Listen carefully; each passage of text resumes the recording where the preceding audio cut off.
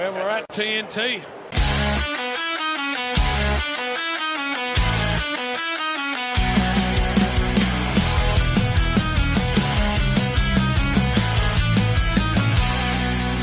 In the land of footy madness where the crowds collide, Taz, Todd and Egi were ready for the ride. Taz rocks the blues with Crips in his heart.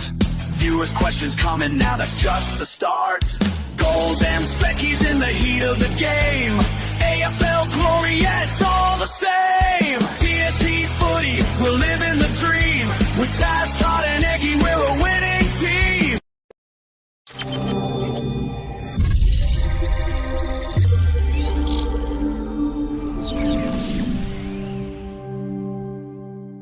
G'day everyone, welcome to another episode of TNT Footy. I'm Taz. In the middle, we've got Moisty. Yeah, good mate, you? Good, thank you. And on the end there, we've got Egi. What's going on, buddy? I'm very well. How are we, everyone? He forgot to unmute their mics, I'm guessing there, because you went a bit he went a bit haywire there. Who did? Eggy, didn't you hear him laughing? I was laughing at you, jumping the gun. Taz just said hello, and yeah, good, thanks. Yeah. Good, thanks. No worries. Good. Off and right. I thought we'd do an individual one now, aren't we? You just like you ask me, then ask you. I thought that one. Let him in. I figure it's better. That way you don't talk over each other. You just talk over me instead. Boys, what a show we've got tonight. We give it away. $240. We've jackpotted. We did. We haven't jackpotted. It's gone, mate. There's no jackpot this week. It's down to $20. It's gone. It's long give it gone. away. But we've still got 500. Still got 500 to give away over the next 10 weeks. Also, when we reach 600 subs on YouTube, we're going to give away that 2025 signed St Kilda jumper. You've written Guernsey here, but I'm going to say jumper. Here it is up there. It's a Guernsey. We also have a special guest. We also have a special guest tonight. I'm not even going to try and do that. It's Big Footy Tigercast, so looking forward to having a chat with him. And we're going to go through all the action. Wow. All the action from round 16. Sorry, round 17. Moisty's controversial. Moisty's around 17. Jesus. Moisty's how long have you been doing this show for? You don't even know what round it is. You just read in the teleprompter. Do you know what? I'd be that guy on the teleprompter. I'm Ron Burgundy. Yes. 100%. Anyway. But before we get to that, just want to make sure to like this video if you haven't already. Share it. People can watch it later, and we really appreciate those that do. It's really going to help us get to that goal of 600 subscribers this season and piss off Moisty saying, "Don't forget I'm bald." I was just waiting for you to read it off the teleprompter, mate. I was getting it there for you. Before we get into the round review, boys, Moisty, how many kilometres are you up to? Mate, we knocked off 0 today. We knocked off 0 yesterday because I was hungover. I will be getting into it tomorrow. No rain tomorrow, so we'll get stuck. I think there's rain tomorrow. No, it's raining down your neck of the woods. Down this neck of the woods. Where we owe, I think it's only, I want to say 14, but I'm probably closer to 16. I don't know. I don't know. We've lost count. We'll do a quick 18. We'll make it 18. I'll run 18 this week. We'll do a quick 18 this week. I've got to get back into it. I can finally start running again, so we'll get back into it. I knocked off 2 last week, so 16. Quick 16 this week. I'll get it done. 16? Get it done before North's game. Because we are winning this week, boys, so there's no chance I'm doing Ks next week. So we'll get them out. Have a week. I don't even know. I haven't even looked at the draw, mate. Probably versus Geelong. No, it's Melbourne. It's Melbourne. I love it. All right, should we get into it, fellas? Let's go. Start with Thursday night, where it cost me 7 Ks. Yes, it did. North Melbourne Bulldogs. Now, this was a cracking game until 3/4 time. Yeah, they put the foot down and then this off they went. I think North sort of run out of players too. Cherry come off late. LDU was missing, so as soon as Cherry come off, we got dominated out of the middle, and it was yeah, it's a big loss. Him and LDU. But LDU was early. We sort of covered him, but we can't cover Cherry. Yeah. Cherry, I don't even know if he's playing this week. I haven't heard what his injury was. Well, he's got a concussion. Jeez, is someone getting murdered at one of your places? I don't think he did have a concussion. I got the door closed and everything. I think it's school holidays, so the girls are going nuts on Roblox. Sorry if you I can hear that. didn't know if it was a concussion or not. I know he got concussion protocol, so he was off for the last 20 minutes. Is this Sherry? Sherry, yeah. He got passed this morning. Yeah. Or, Yeah. yesterday So I morning. thought he whatever was it passed, yeah. Yeah.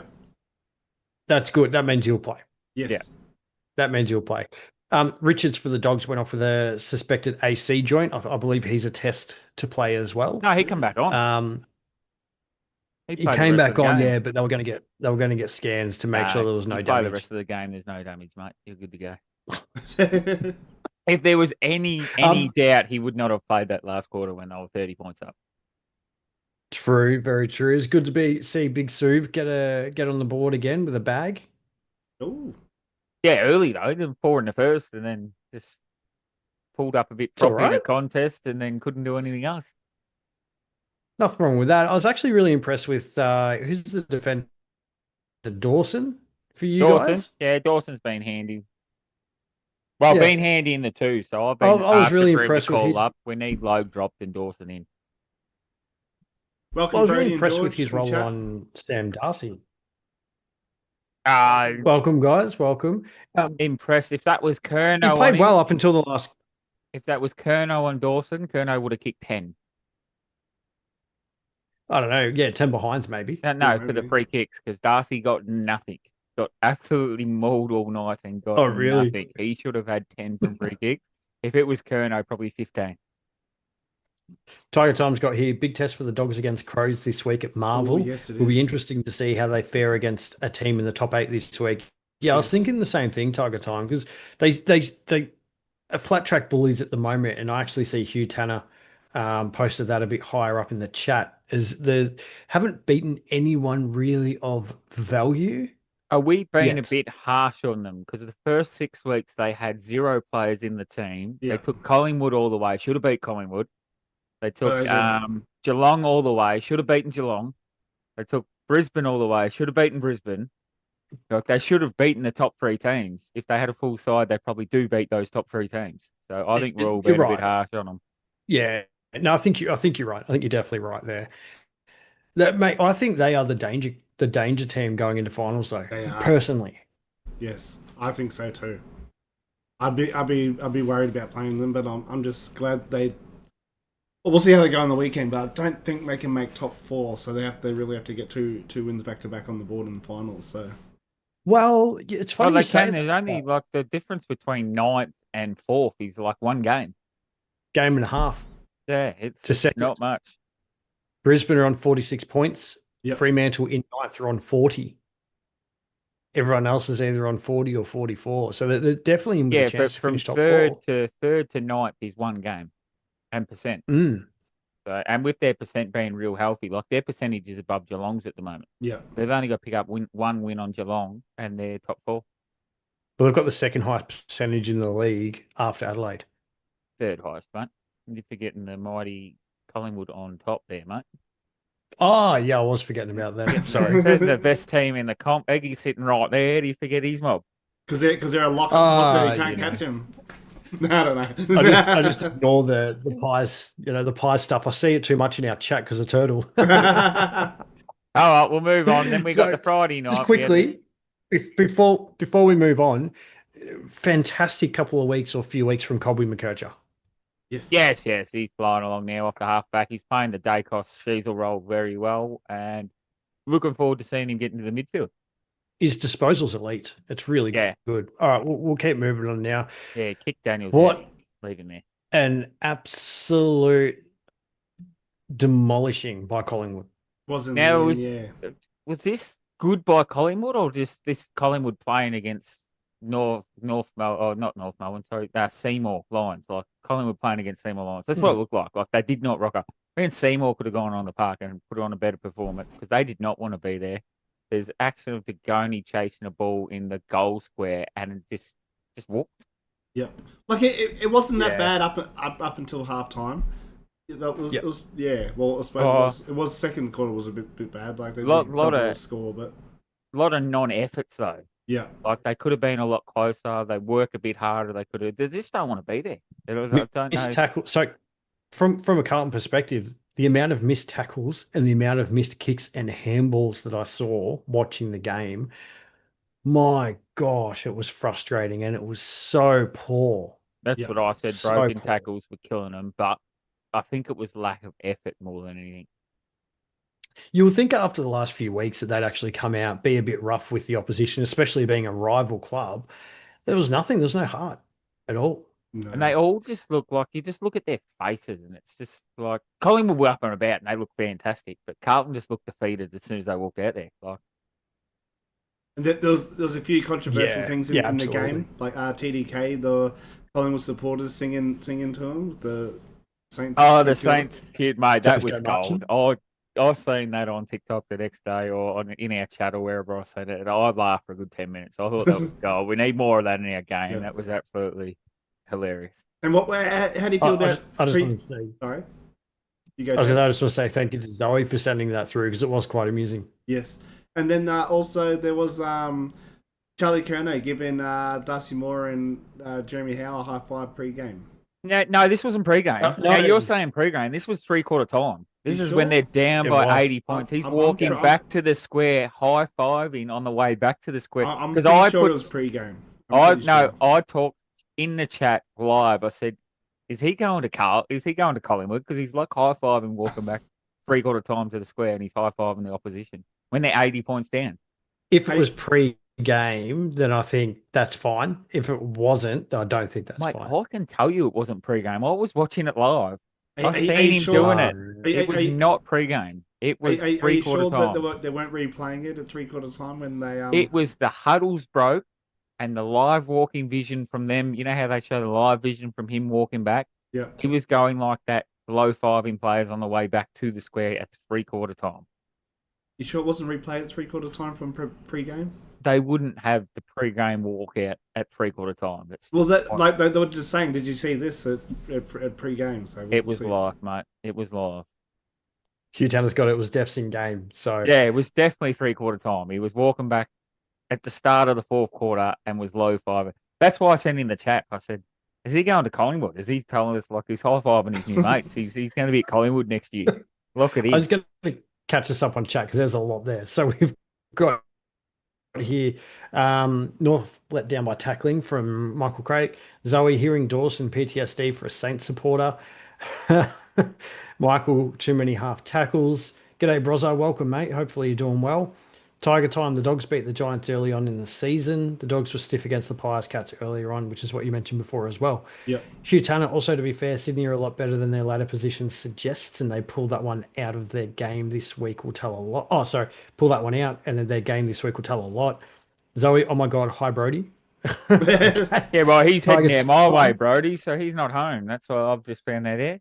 He's coming down to That the was country. a crucial blow for Freo last weekend. Freo Sydney was a great game. Pies easily minor premierships, and they will lose 3 games strategically for the rest of the year. Oh. Collingwood were playing incredible many times, 2 or 3 kicks from end to end.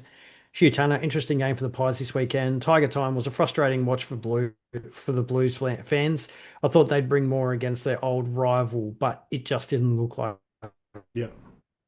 they provided much effort at all. 100% agree with you. Pies were much more built up for the occasion. Hugh Tanner, it was definitely the game, and then but they talked about it live during the game too. Just on that built up, McRae actually played on that all week, and then I heard 2 different stories about Carlton. They weren't even talking about it during the week, but then someone said, "Oh yeah, Voss likes to talk it up." I don't think they were. I genuinely don't think they were. So Now, anyway, while we're on we'll that, keep moving that's I'll let this wait until we get to the game. So next game, West Coast GWS. Pretty disappointing One-sided. game, boys. Yeah, I didn't Completely. see any of it because the silly put it on at the same time. That's another thing. Yes. 2 Friday night games. Yep. Look what we We'll doing touch with on that a Good bit Friday. later. We'll touch on that a bit later. Eggy's going to fire off shots there. So it was was absolutely dreadful. Todd clearly didn't read. Todd didn't read the schedule before we started, guys. Nah. Oh, So- it's got head problem work straight here. You're lucky I made it. Lucky I had time to put freaking clean It's- clothes on. I was in work gear 3 That's minutes all right. ago. That was me on Thursday. I was in my work gig. Like I'm straight from work and did the show. He was. So it was all one-sided Giants way. Finn Callahan was huge. Tom Green was huge. Lockie Ash was huge. Harley Reid was pretty big with 24 touches, Oh, wow. 7 tackles. Question is, what are your thoughts on the incident with Toby Green and Harley Reid? Oh, I haven't seen it. I've Nothing in heard it. about it, but I haven't seen Nothing it. in it. If they cleared, I think it was Richards on LDU, Toby Green's got nothing to worry about. Yeah, I haven't looked Absolutely at nothing to worry about. I haven't seen anything come out about it because Toby Green didn't actually hit him anyway. No. But it was a stiff arm, but Richards stiff arm LDU and caused concussion. And that's their big 3-week rule. And nothing happened. So if Toby gets weeks, it's Toby tax for sure. Yeah, 110% Toby tax if he gets weeks out of this. Yeah, no, I agree with that. I definitely agree with that. I was a little bit surprised that Riccardi only kicked one goal, considering there was no Jesse Hogan playing. I thought he might have stepped up a little bit more. A lot The of same as midfield with goals. Cadman as well. I thought Cadman was going to get a few as well. He kicked two, but yeah, he did. They weren't as. I suppose they were sharing it around a lot. There's a lot of individual goal kickers. Yeah. A Which lot is what you want to see to come to this end of the season.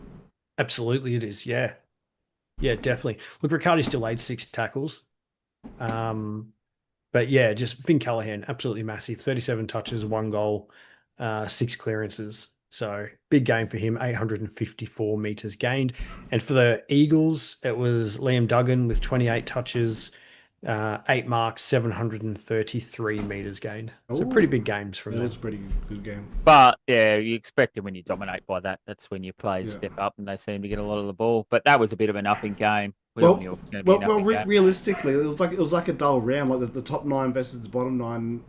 There was only really one game that was worth watching this week. Yeah, and that was when the bottom 9 team got over the top 9 team. But yeah.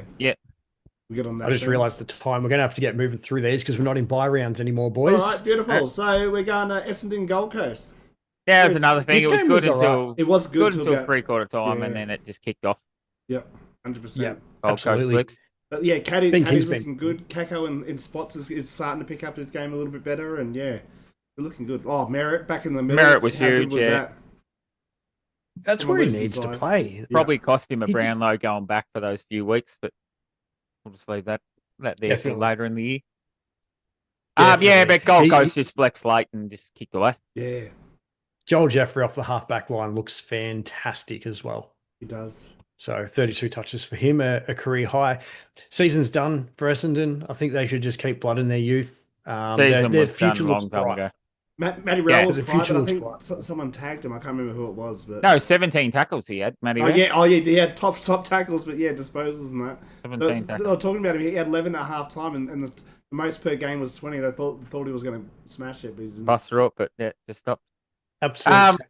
Off to Geelong, Richmond. Ball through these ones. That was a bit of a nothing game. This one clearly a nothing game. Richmond were always going to get decimated by. Yeah, they're pretty good. They're pretty good in the first quarter, but they lost a lot of players in that quarter as well. Yeah. Yeah. And then Cats just flexed. To Layla or Lawler, however you say his name. Yeah. 2 minutes in. Yeah. 2 minutes back on the ground and Bain. There's going to be a lot of heat about bringing him back too early. Your number one 100%. pick, you probably could have worked his way back, even subbed him. I don't know. But because even subbing him. Just experience it. So it's just silly. Ralph Smith, hamstring, and surprise, another late change. Bailey Smith, third time out, third late change. This could be costing him a Brownlow too. There's a lot of coaches that don't like their players this year. Yeah. Oh, it's just, I think it's so shit that Geelong always pull a late change. But you only think that because you sports bet and footy bet. The average football fan could care less. Yeah. I don't sports bet. I don't have him in my super coach. I could care less if he makes a change 2 minutes before the game. We're draft league. We're draft league. I don't play normal super coach. Okay. But yeah, it's only sports bettors, and Chris Scott says it the best. He goes, could care less about sports bettors. I hope I fuck up multis, and that's what he says every time he does it. Jeremy Cameron, 4 goals, 19 touches. Shannon Neal, 3 goals, 14 but 4 touches. goals, 9, Jeremy. Could have had 10. 4 goals, 5. 4 goals, 5, was it? Yeah, could have had 10. Yeah, absolutely. Max Holmes, 36 touches. Brian Myers, 29. All right, well, that was a bit of nothing game again, so we'll move on. Taz wants to speed us through because we've got a big guest coming. Up to the Gabba. Had the Lions taken on Port Adelaide, and the Lions got over them at the end there. It was pretty pretty good. One side. About 3/4, yeah. Port started strong, but then it got on Brisbane's terms, and then just stayed on Brisbane's terms for the rest of the game. Yep. I think we had a lot of 3/4 pops this week. There was a 3/4 time. It was a good game. Last quarter, the better team kicked away. Yeah. Well, this was only quarter time. This was then they sort of come back into it in the second quarter towards the end there, they started coming back. They started kicking a few, and you thought they were going to have a bit of a sniff, but then Brisbane come back out again and started kicking away again, and then yeah. When you look at it, they had 10 extra shots. They probably should have won by 40. Yeah. Yeah. Should have won exactly. by 50, 60 points. Port had a few injuries as well. Vicentini's done his ankle, Radical hamstring, and Powpepper knee. And it's Ken Hinckley's come out and said that he won't be coaching Powpepper ever again because his last season, and Powpepper won't be back this year. Yeah, he'll be done for the year. Yeah, which is a bit sad, but we get those every week. Absolutely. Bailey was huge for Brisbane, and if he can turn into a consistent player, because he's very, very inconsistent, he's got X factor, and he's so damaging with ball in hand. So 26 touches, 5 goals, that's massive. Yeah, huge. You're speaking about Brisbane too. Like, if you're a coach and you had a tagger, who would you tag at Brisbane? Because they got Hugh McLuggage, they got Zorko, they got Lockie Neil, Dunkley, with Ashcroft. Yeah. Ashcroft. There's just too many. You can't tag. Tough call. Yeah. I don't think you can. Nah, can't tag there. I genuinely don't. It used to be Neil. Yeah, but then they all hit you. Yeah. But you tag Neil and he just becomes the inside player. Yeah. And what's the point of tagging an inside player? They're going to get the ball out anyway. Like, you're there to stop the run, not to stop the ball from going inside the outside. You want to stop it when it hits the outside. They've probably got the best midfield on paper. Yes. And have had for a while, apart from Bulldogs and them. It's a close one too between Bulldogs and Brisbane. I agree with that. Then we got St Kilda Hawthorn. Yep, another game that's on at the same time. Yeah, another game. We'll skip over that. Eggie's going to touch on them later. So the Saints were in it till about half time, and then the Hawks just sort of started kicked away, and then just sort of stayed away, just sort of kept that margin at bay. Yeah, just massive game by Max Hall though. Yeah. Oh, and Nazar Wanganeen Miller, he was huge as well. 27 touches, 3 goals, 587 meters gained. They reckon he got the chocolates over Nas, who got 43 touches. Oh, really? Yeah, Nas went through the mid, so it's good to see him going into the mid. I didn't think he'd have the tank for the mid, but he went into the mid and he's worked good. So it's another Dacos Sheasel role, sort of. Yeah. We call it the Dacos Sheasel role. It's not the Dacos Sheasel role, but that's just how we know it. Half back into the midfield. It seems to be the blueprint now if you want to play midfield at the AFL. And then he's gone through there a few times. Sorry, Eggy. But Battle turned up against his old side as well, and then him and Barras did pretty well with Weedle out, however you say it. I saw a few jumpers that were half and half for Battle. Oh, really? That's good. Yeah, which I think is pretty cool. But how good does Taru look like? Yeah, I know. Oh, yeah, Viking. Flying Viking, yes. Yeah. We love the name. We love it. That spring he's got is absolutely unreal. Yeah. Yeah, good leap, good spoil. He needs to learn to mark and intercept a bit more. Yeah. Once he starts intercepting the ball instead of spoiling, he'll become a more impactful player, but he's still young, still learning it. Safety first. Yep. I'll put this to you. Do you reckon he could be a forward? Because he marks the ball so well. He does, but I don't think he's big enough for the forward. But he will be in future. He will be future, but I think, it's a lot better to have defenders than forwards. And you're going to shoot me for that. But I rate defenders 10 times I rate forwards. I'd rather have your key defenders over your key forwards. We're not up to the controversial call yet, Moisty. That's not a controversial call. It's just straight facts, mate. That's just facts. That's his opinion. Do one of you guys want to recap this on? Yeah, I can read it. I don't know. Do one of you guys want to catch it on? Where'd we finish off? Freo Sydney. Collingwood were playing incredible, many 2 or 3 kicks from the end. Interesting game from the Pies this weekend. Oh, you've already done Read that. So I think we're up to Brozza. Brozza, Stephen Brozza, doing well, fellas. The mighty Bulldogs got a win versus the big bad East Melbourne. Congratulations. Melbourne. Melbourne. No one cares about that suburb, mate. We But do. trust me. Yeah, we do. We do. Tiger time. I was in Adelaide at the time. I didn't get to watch many games as I normally would per week. Stephen Hyatt and the Pies wins makes a good weekend. Tiger time. Bombers took it up to the Suns for 3/4, run out of gas in the final quarter. Laylaw and Ralph Smith were injuries just stung last weekend. Michael Craig arrested Laylaw for an additional week. Yeah, I think he was Should've supposed to come gone back the week before, and they said no, we'll give him another week. Richmond managed players has retired. Richmond's player management has been rather questionable. Then we've got Port's lengthy lapse of form in the first quarter really cost them. Tug time, Zach Bailey looks sharp for Brisbane. Bailey and McCarthy, when healthy, scares me. Saints defeated themselves from Zoe. Sane. Insane. From Insane. you. Sane. Are you reading this from your phone? Insane. No, it's Nas, as in Isaiah Wanganeen Miller. Nas is what they call Sane. him. Yeah. Sane. Insane. No, yeah, Sane. I've just merged the Oh, words together, mate. Sane is his name.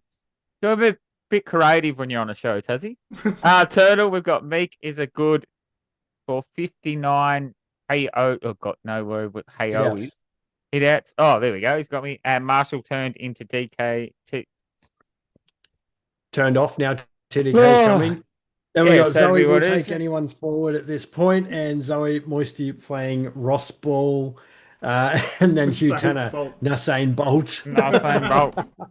All right, then we're moving into the Sunday games, and we had Sydney just get over the top of Freo, which is this is what I wanted. Oh, sorry, game. I've just cut Egi off. Go. It was pro the game of the round, whereas Sydney sort of took off in the second and third quarter, but then Freo started to bring it back a bit. Well, actually, that was in the third quarter.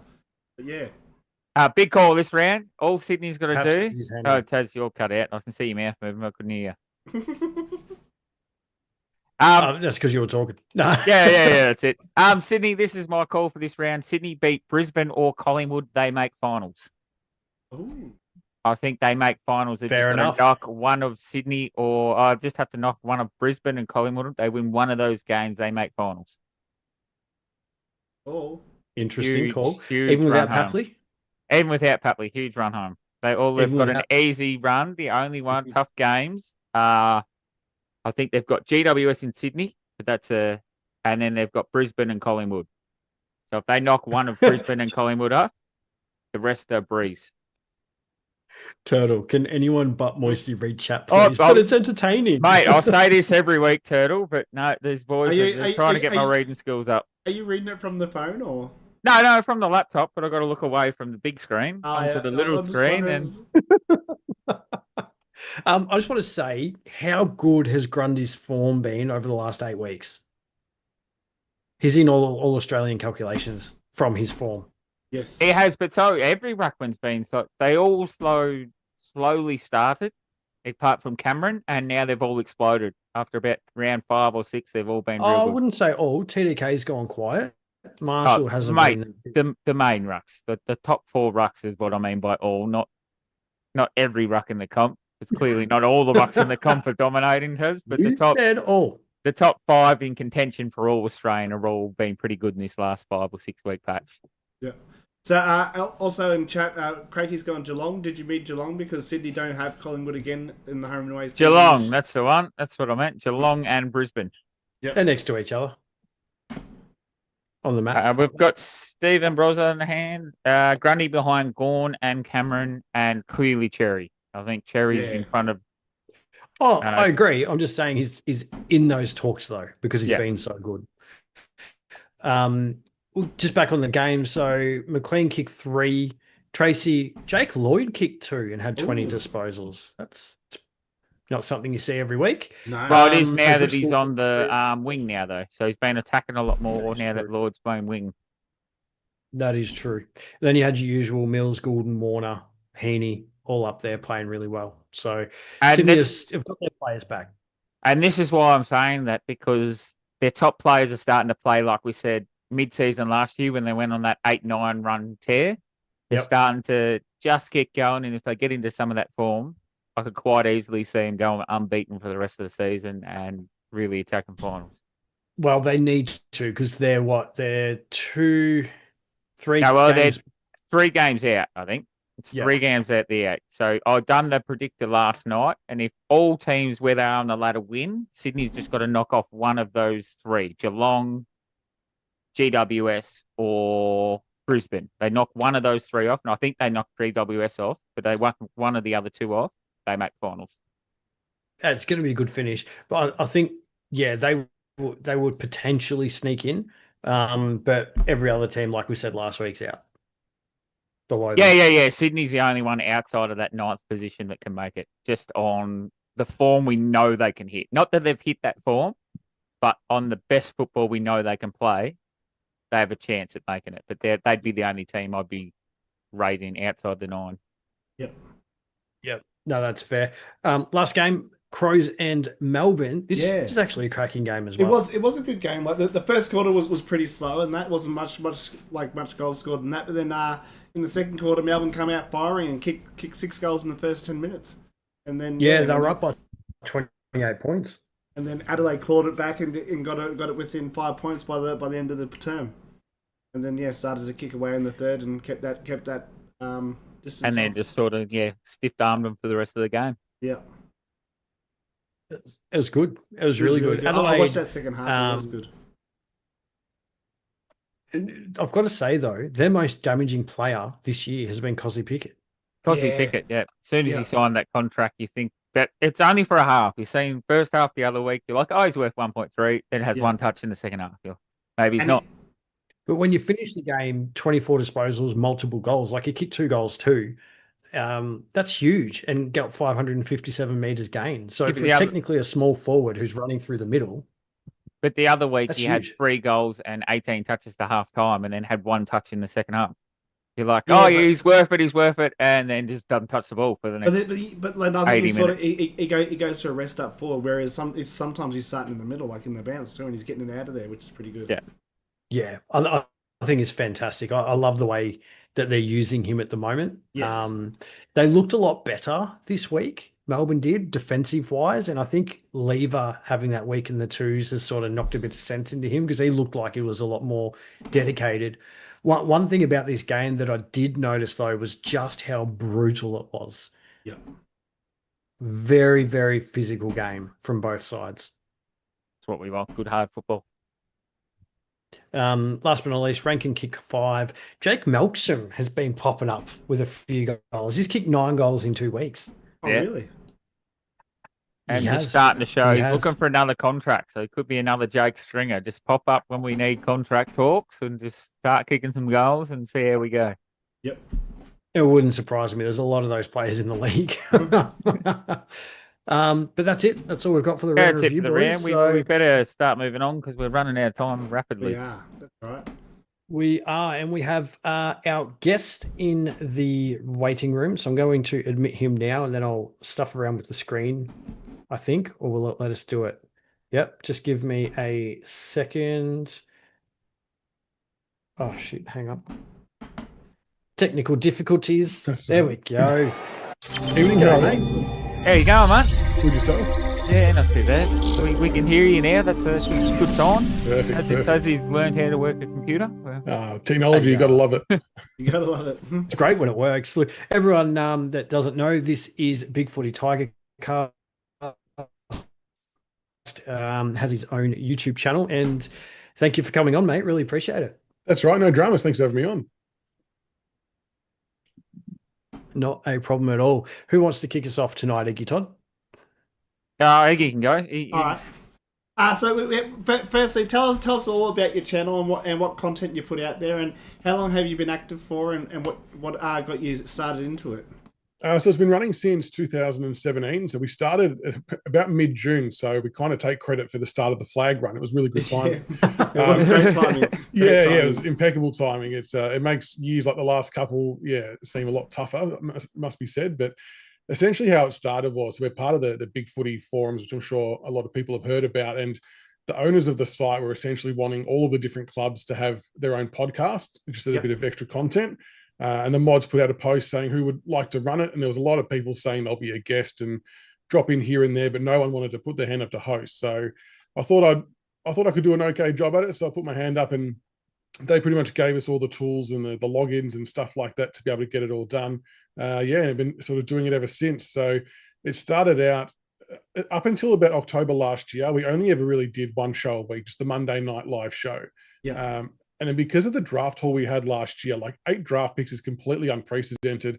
And there was clearly a lot of interest. And I thought, I'll try doing some extra content, just videos and draft watch. And it really just boomed. So since then, it's been, daily previews and reviews and analysis and all kinds of stuff. But it's been good. It's been good to see the growth of it so quickly, just on the back of putting in a bit more effort and actually putting some extra content out there.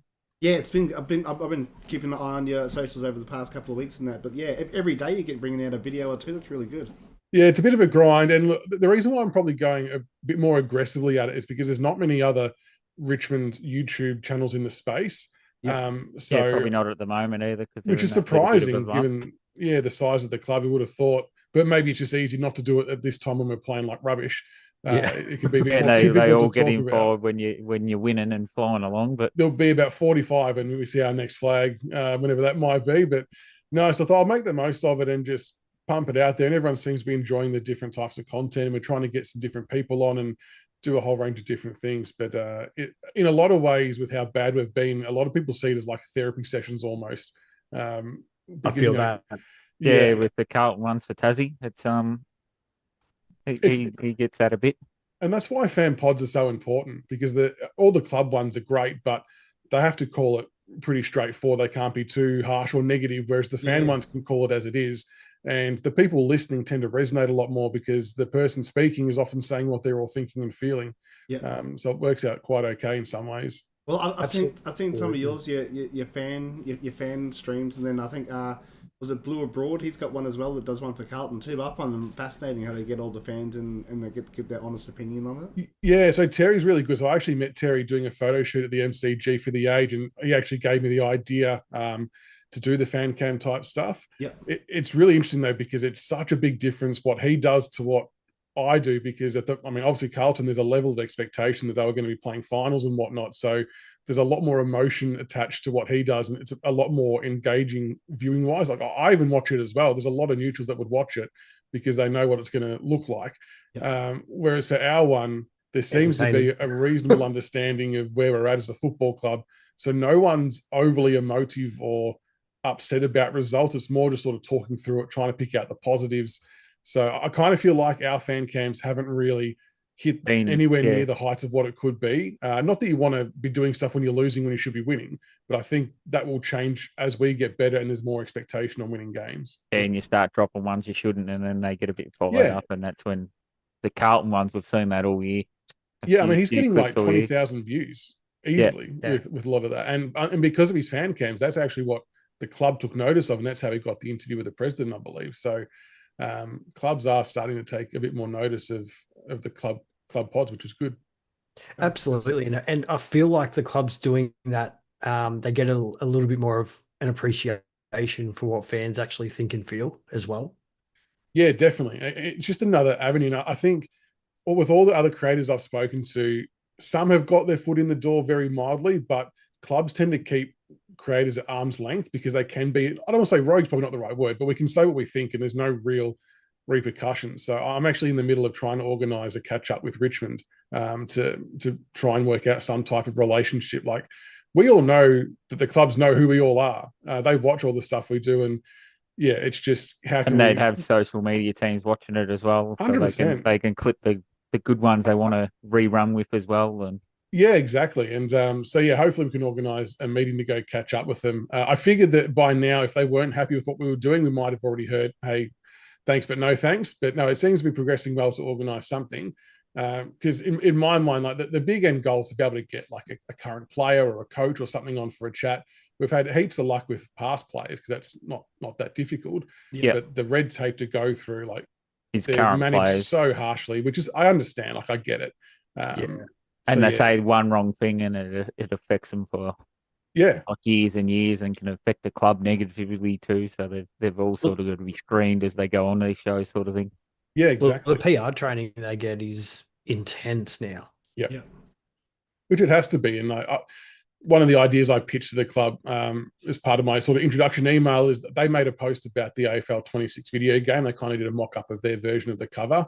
And I said, one of the things I've always wanted to do is to interview a player, but while playing against him in a video game, because I know a lot of the players or the younger ones are gamers, and I just haven't seen anyone do anything a bit left field like that before. So just trying to think of different things, but we'll see how it goes. I mean, in these types of meetings, it's often about, well, what can we offer the club? And the answer is typically nothing. They've got everything at their disposal. So yeah, it'll be interesting to see how it goes. But yeah, fingers crossed we can get a result. That'd be awesome for you, mate. If you do get someone on, absolutely. Yeah, it'd be nice. For those that aren't aware, can you sort of give a little bit of an insight as to what Big Footy is? So it's basically a fan forum website. So there's a sub forum for all the different clubs. There's a draft and trading board. There's a super coach board, any random topic, general discussion, whatever it might be. I pretty much kind of live exclusively on the Richmond board. I don't stray out too far. And they're all moderated by just regular people who are deemed a bit more trustworthy than others. I've done moderating on there as well. It's it can be a thankless job, that's for sure. Especially if you have a bad loss. But typically, it's just good to have discussion with other like-minded people about your club, whether it's talking about changes. And I was just reading before, a lot of Richmond people melting about Ben Serple, our fitness guy, on the back of our injury list growing rapidly as the weeks go on. So it's always interesting to see what transpires after some breaking news. Yep, and where they go with it. How do you think on that? How do you think the rebuild's going? It's going. I actually think we're ahead of the curve of where we should be in terms of wins. Like, we've already won one more game than last year, which is a huge tick. And this week, I think we're a sneaky chance. Like, Bombers have got their own injury woes as well. Yeah. And both teams are in not great form, and both teams will think this is a game they should win. But us missing Lynch and Bolter doesn't help. But I think what I'm starting to see on socials and other random posts is that people are getting a little bit caught up on our last 3 games of football and casting that as the view of the whole season. And our last 3 weeks haven't been great, but we've played against 3 of the top 4 sides or top 5 sides. So we'll lose by 70 points to Geelong and Adelaide and the Bulldogs. It's actually par for the course. Like, it's not out of the ordinary. And if you were being realistic, that was probably the expectation. And that's what we went into the season expecting was going to happen. Yeah. So. And the fact that none of them blew out to 100 points was good. I think we outscored Geelong in the last quarter by a point. And I completely understand it late in the games that these teams would have taken their foot off the pedal and all of that kind of stuff. But the Richmond of last year, those losses would have turned into 100-point plus losses with 1,600 games more experience. So the kids are going well. There's still a couple of frustrations. I think if you were to ask most Richmond supporters now what their biggest bugbear is, they'll say it's either ball movement, which can often be limited by the quality of your opponent, blocking off what you want to do. But my biggest one is it feels like we've got a bit of lack of creativity when it comes to play positions. Like our midfield mix of Prestia, Taranto, Hopper, and now Jack Ross, they almost exclusively are our centre bounce attendees for weeks on end. And I guess when you're getting beaten by 65, 70 points, it'd be nice. And our argument is we'd love to see a Seth Campbell, a Ryan Mansell, a Morris Rioli, someone else go in there, because we seem so flat-footed and so slow away from contests that to give these other guys a chance. But they haven't pulled the trigger yet, and I'm guessing there's a reason behind it. We just don't know it. But we saw Morris get some stoppage work on the weekend and was really good, so that was nice. Might be just trying to build the structure before they throw a few of those players around and just try to multi-position, try and get them gelling better as a team before they throw them in there. Possibly. And look, we're probably just getting impatient with wanting to unleash some of the young kids. I know we all wanted to see Lawler get some more midfield minutes. Yeah. And then, 2 minutes in, he's gone. He's bang gone. Exactly. I'm just going to read a couple of things out in chat. Sorry, guys, before we keep going. So what do we got here? We've got Tiger Time. So we've got a Tiger Time as obviously a Richmond supporter in chat. He's on every show. He's got Melbourne for me is really unpredictable, inconsistent team. And then Big Footy is an interesting place at times, LOL. And then he's got, as a Richmond supporter, I'm satisfied with this season so far, especially given what I've heard from the media. Example, Mark Bickley in the off season. And then Michael Craig, he's a Geelong supporter. He's got some of the ball movement against Geelong was unreal. So funny he says that, and I appreciate that type of comment from a Geelong supporter because firstly, they were unbelievable. They smashed us on the counter attack. It was we did a show afterwards, and I think I said that we strive to be and do what they're doing.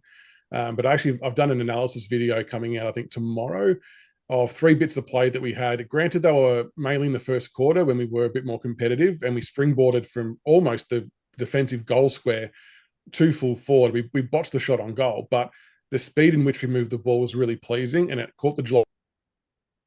Oh, I thought we were about to drop him out. It's seemed like that. We've lost him. We've lost him. Yeah, it was a bit of a.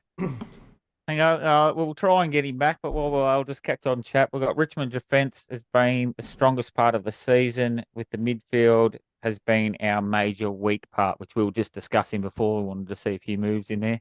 Yes. And then I'll just see if he rejoins. But like Richmond had a lot of injuries in the first quarter. I think they were down to 1 player on the bench at one stage during the first quarter. Yeah, just got blown out in that one. Real. Well, while we wait, do you want to just? Oh no, you got him back. I was going to say the links to his channel and everything, are they in the chat all down below? in the description below, so scroll down and look in the description below. Perfect. Yep. And while we endeavour getting back, we'll just go into the controversial curl. I think it'll only be. Oh no, we're back. No, we're not. Oh. I seen Jesse moving the screen around. I was like, oh, we're back, but that's all right. I'll just bust into the controversial call because it's not a big one this week, but something that I'm a bit upset about. Now, if a player, and I'm really head on, if a player gets suspended for bumping into an umpire, because Matt Rao, he's on the verge. If he gets suspended for hitting an umpire, I'm done with football. We cannot suspend players. He's back. We'll pause. Keep talking. I was just about to go on a rant too. Keep talking. We'll take keep talking. Oh no, keep going. He's in. We're back. I've got no idea why my Zoom does this from time to time. I don't often use it, and I don't know why it boosts me every so often. Apologies. No, you're all right, mate. We'll just discuss it a bit. We're about to go on a controversial call, but where you're back, we'll kick back where you left off. I think I actually reckon it must have picked up that Moisty was on the call and just cut out.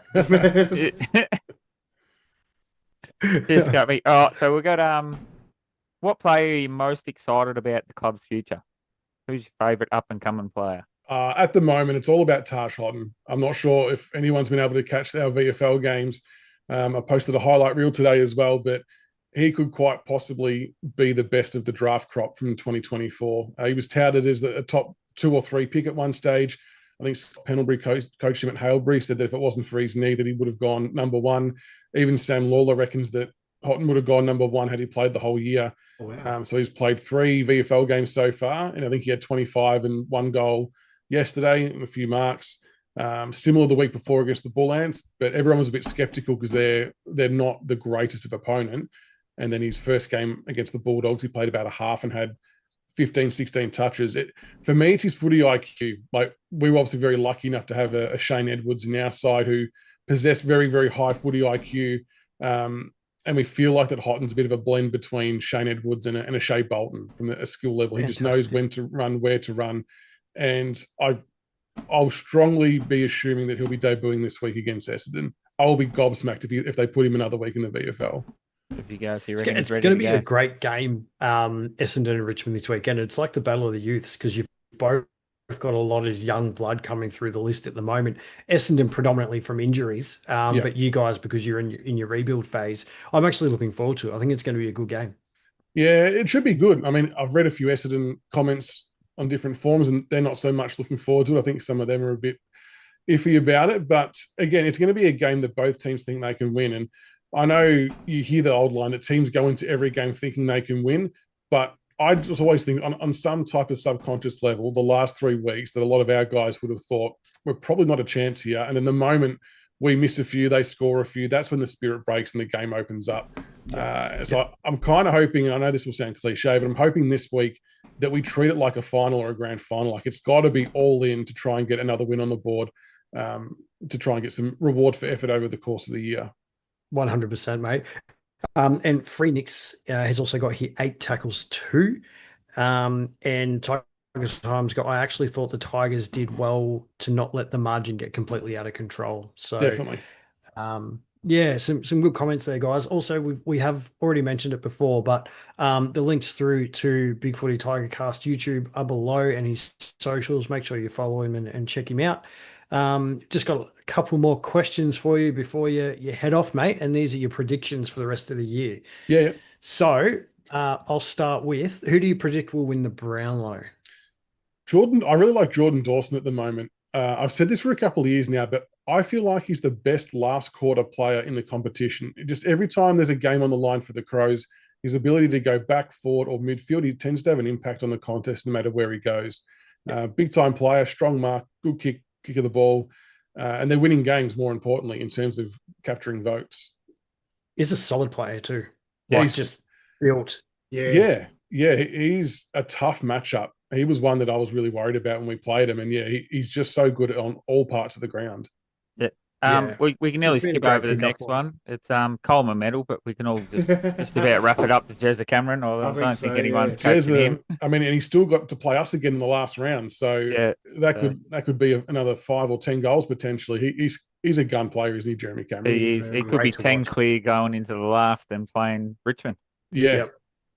Maybe they can rest him for that one for us. Yeah, just give you a little break here, I guess. Just before finals, mate. They might even do that, actually. Wooden spoon.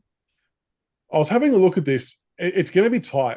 I think we might be able to hold off West Coast. I think West Coast will beat us, so they're 2 games behind us currently. I reckon they'll knock us off over there.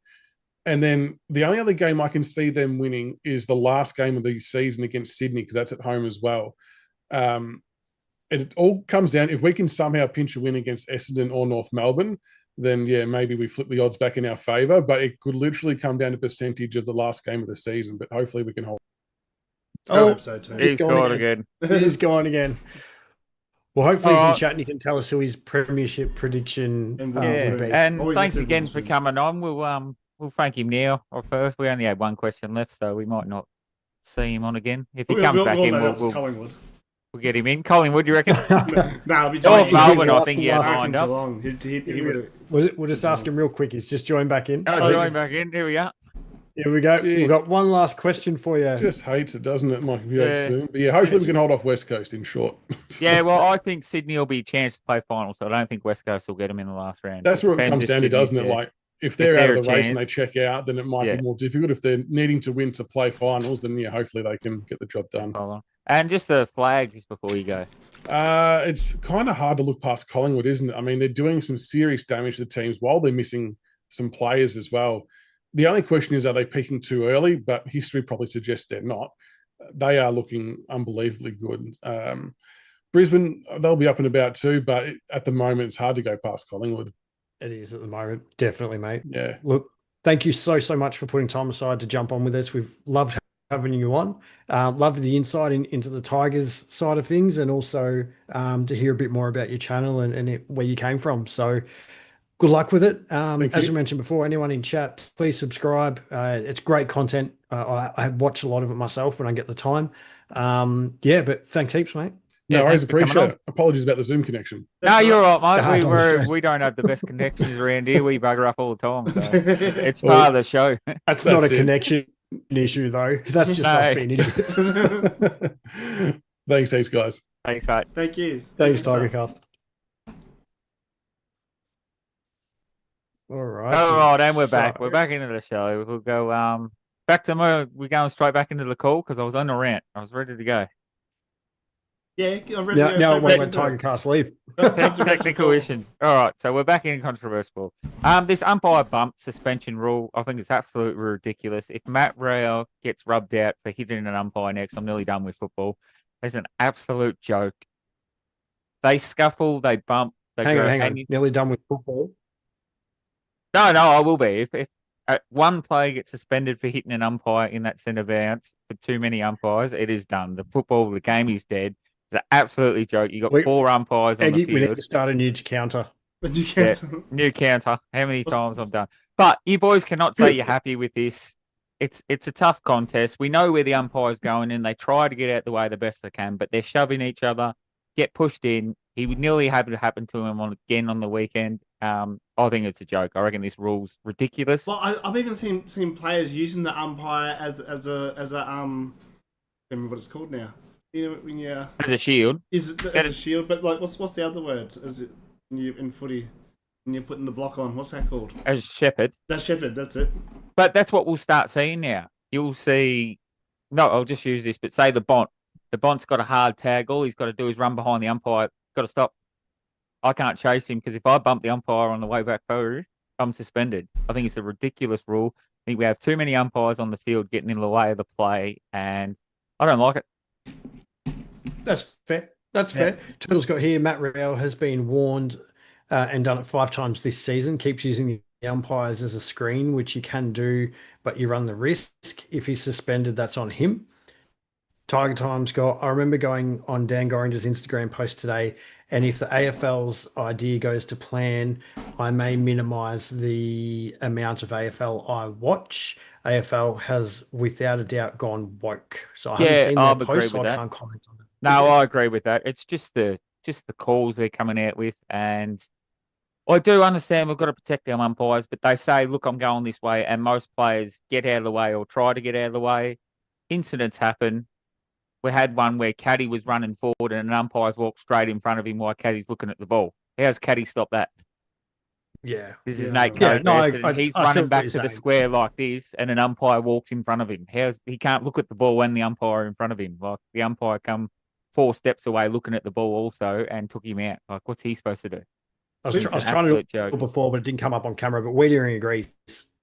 Agrees. Tiger, which one were we referring to? I remember Dan was talking about a season plus a tournament sort of break in the middle or something. There's a tournament though. I don't know if this is what he's talking about, but I did hear that today. They want to do a tournament for a couple of million in season. Yep. Pointless. There's a salary cap. What's a couple of million to a side going to do? You can't give it to a player to get him in. It's absolutely ridiculous. Yep. Absolutely stupid. But yeah, if we start suspending players for accidentally hitting the umpires, if what happens to Toby Green, fair enough. He's pushed the umpire away. That's agreed. He's done that deliberately. 3 minutes. 2 minutes. Stop if you bump into an umpire, I reckon it should be displayed on. All right, let's keep moving. So, Woo Girls Wowee. My favourite segment. Get into it, Eggy. All right, can someone tell me why both primetime games on Friday and Saturday nights were double booked? Especially when GWS played this Saturday and West Coast this Sunday. There's no reason why this could be played Sunday afternoon, especially when the exact same is happening this weekend. I don't get it. I don't get why they couldn't have pushed one to the Sunday arvo, but they're gonna have 2 on a Friday night and a Saturday night. Oh, it's fucking stupid. We all hate this. This is us because we watch a lot of footy, but like GWS West Coast, how many people wanted to watch that big game against Collingwood Carlton? Well, they probably didn't want to at halftime, but pre-game we all wanted to watch it, but they didn't get the chance because they're busy watching their own teams. Do you know what the other shit thing is? Both games are on at the same time, and I'm just going here by what Free Nix has said. He's watched less because there's no free Saturday games, but they've got 2 games on the Saturday night at the same time. Just one play. If they want to do that, have 1 on 7 free to air. Yeah, I think they're not allowed. Yeah, they're not allowed to. I don't think they're allowed. They've already signed the contract, so they moved their Saturday games this year to Thursday night, so they get a. I get that. Yeah, it's just stupid. It is stupid, but I don't see why they don't have it during the day. They double park games during the day when the viewership isn't that great because everyone's out at junior footy or local footy. Well, but even on Sunday, the game started at 3:15 or it was. Yeah, you have a 12 o'clock, a 3, and a 7. We've seen it work all year. I don't know why we stopped doing it. We've only had it twice, and that's been the 2 best Sundays of football of the year. Yeah, is when we've had them. All right, we'll keep moving through, but love it and fully on your side with that, Iggy. Beautiful. All right, winner, chicken dinner. It pays to listen to the show as both perfect rounders last week did not reach out, therefore forfeited the cash, so making it a whopping $240 this week. With Sydney the only one out of the bottom 9 to win, but we're hot price favourites according to our friends at Sportsbet. This meant we had 33 people get a perfect round, with Paradox 15 with an absolute perfect round with a perfect margin, and yours truly, me, made it into the top 4. But yeah, nice. Check out the list behind us. I'll just put it up as well, actually. And don't forget to reach out if you think you're a chance of, even if you've just got perfect round, because the top person to reach out will score the cash. And I did see Zoe's in chat. I think Brossa was in chat and Michael Craig was in chat. But yeah, then we got Paradox, Black Flash, Blue Boy, Will.i.am. But unfortunately, because I'm part of the show, I cannot claim it. Well, Tassie would have got it last week if you could have claimed it, mate. So you'd be on $20, mate. So yeah, so it's the same thing. I could have done with it too. Sub Velocity, Ali 5, April Rains, Mage Minor, Showster, Oscar Kilo, Fig Jam, Swamp Pies, and there's Crakey there at number 13. So I see Michael's in chat, so make sure you reach out, mate. Yeah, so Crakey's 13. So if you're above 13, get a hold, because we know 13 is the top at the moment. Are you in our league? Are you in our league? He's got his last 19 footy tips correct. Oh. Well, we could have some money, Tiger Time. You could have some money, mate. Yep. We do potentially, we do depending on the week, margin. Make sure you join in. Oh, Craig says me, so he wants the money to go to him. So, yeah. So if you're above, that's what 14th. So if you're above 14th, listen to the show. Not 14th overall, 14th of the perfect round. Yes. Just, let us know. So who's higher, Zoe or Michael? Michael's higher. That's why I said if you're above 14th, has he? Oh, what is Zoe? The margin. Yeah. No, what was his margin was 10, I think, or 9. So if you've got a better margin than 9, 6. Whose margin? Michael's. Yeah. Craig's was 6. Yeah. So if you've got a better one than 6, let us know. And Zoe's was 26. And she was ranked 26. Tiger, I'm sorry. I'll wait till I get absolutely cursed with bad luck now. Sorry that I've turned away from the camera. I don't like looking at the back of me. Yeah, so Michael at the moment's in front. He had a 6-point margin. If you got a perfect round with better than 6 points and you listen to the show and you're in our league, don't forget to contact us. Yeah, make sure you reach out before Wednesday at 7 p.m. Thursday show night. Okay. All right. Thursday show night. We'll confirm. So Thursday nights we'll confirm who the winner is. Yes. Love it. Beautiful. But you're looking good. What a show. Looking good, Pinger. The show's not done yet. He's always looking good. Don't forget. What do you mean? Don't forget with the first. We've got the jackpot day out of the weekly. So next week will be another 20 up for grabs. So join if you have not joined yet. First place 250, second place 100, third place 50, $20 ever. And the link is down below. Don't forget to subscribe, like, and follow this video. I think that's all. So we've still got $500 to give away over the next 10 weeks. That's including our first place getter, our second place getter, and third place getter. And we've also got the St Kilda Guernsey up for grabs. Yeah, so don't forget to share this to your mates as well to get that. We've got to get to the 600, I think it was, followers. Once that ticks, we'll give away that Guernsey. Subscribers. That's what it is. 600 subscribers currently at, give me a second, let me have a look. Currently at 125. So tell all your family, tell all your friends. Yes. And all your St Kilda supporters. St Kilda supporters especially. I think there's only about 12 out there, so I think they've already all subscribed. But hey, prove us wrong. Turtle did say he's gone to reach out to a few St Kilda groups as well. So maybe I'll reach out to a few of my friends as well. Absolutely, guys. But thank you so much for joining us. It's always a ripper having you guys in chat. We love chatting along with you. And thank you again to our guest tonight, Tigercast. It was fantastic. What was that? Even though I'm not in the top 3 fans, nowhere. I'll just spam chat before. I'm still nowhere near it. Oh my god! All right, let's hope the next few days is electric. No, I've got a new one. Let's see you on Thursday for an explosive show. Oh yes, electric show, mate! Electric show. We've got to get electric in there somewhere. All right, we've got to get a thunderbolt out there. We'll get a thunderbolt coming up then. All right, everyone. We'll see you all on Thursday. Thanks for tuning in. Peace.